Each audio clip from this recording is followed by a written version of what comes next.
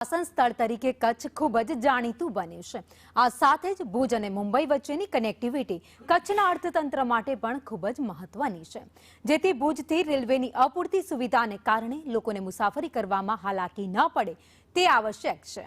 જેથી હવે સ્થાનિકોમાં ભુજથી મુંબઈ વચ્ચે વંદે ભારત ટ્રેન તેમજ હરિદ્વાર, સુરત અને સૌરાષ્ટ્રને જોડતી નવી ટ્રેનો ચાલુ કરવામાં આવે તેવી માંગ ઉઠી, કારણ કે કચ્છમાં ટ્રેન કનેક્ટિવિટીનો વધારો કરવામાં આવશે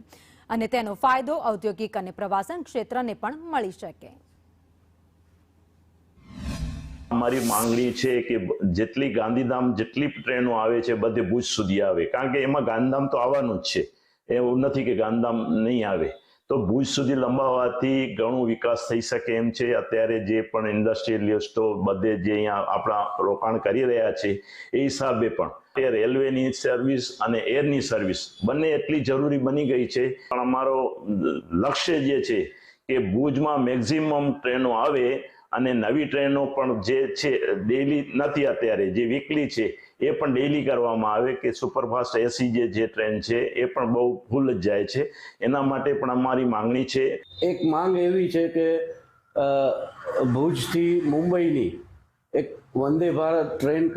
ચાલુ કરવામાં આવે, એક સુરતથી ઇન્ટરસિટીની માંગ છે, એક ભુજથી ડાયરેક્ટ હરિદ્વારની યાત્રાધામને જોડતી ટ્રેનો